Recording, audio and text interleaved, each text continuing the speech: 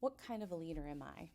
I am a servant leader and a transformational leader. As a leader, I believe in empowering people to do their best. For example, I direct an academic program at a large research-intensive university. I built the undergraduate program here, and I knew from the start that I could not teach every class or supervise every student. Instead, I invested time and resources into recruiting and cultivating talented and dedicated faculty. I know that they're great at what they do, and I trust them to do their jobs without my interference. But if something happens, they know that they can come and talk with me and we will figure out a solution together. One of the best examples I have of this kind of leadership actually came from an academic dean. And when I first interviewed for my position here, he set very clear expectations about what the job would entail. And he told me that based on the previous work that I'd done and the conversations that we'd had, that he trusted that I could do the job and I could do it well. Consequently, I felt really empowered and motivated, and I wanted to make sure that his trust in me was justified. So I worked incredibly hard to exceed the expectations that he'd set for me. The dean saw the faculty, staff, and students as people rather than data points. So when my family and I had COVID in 2020, he actually called to check on us because he was just kind. Now, this dean also expected great things of the faculty, and he invested in our abilities and interests as they related to our work.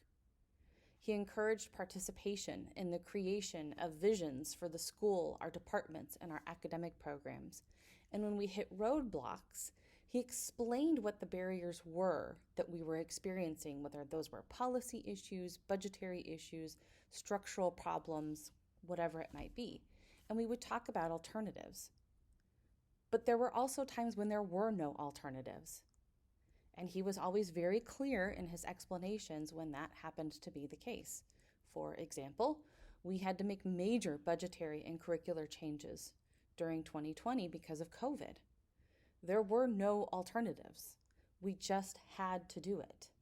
He knew it was hard.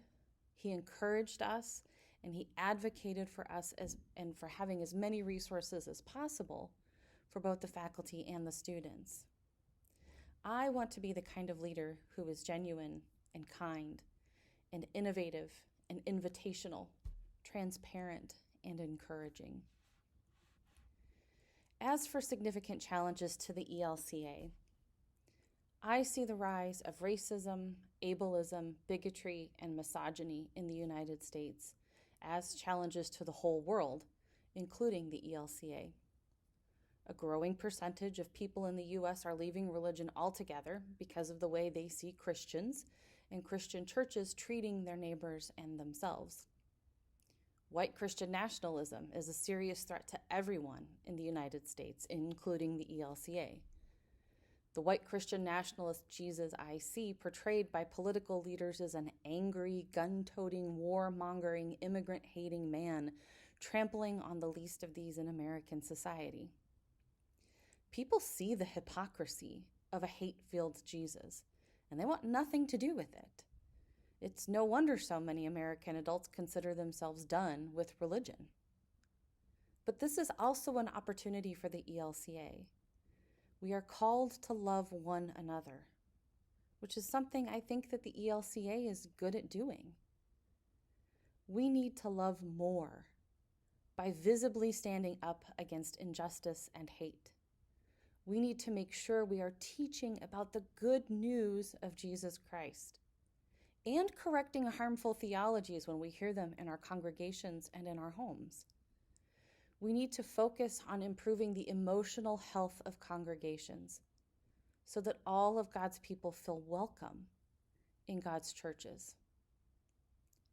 The best way for me to be a positive leader is to preach the gospel every day in the ways I interact with others, embodying what it means to be a servant of God and God's people in fights for justice, in working for more just and equitable health care, engaging in restorative justice, supporting people striving for better wages and working conditions for everyone so people have their basic needs met, and accompanying God's children in their times of greatest need.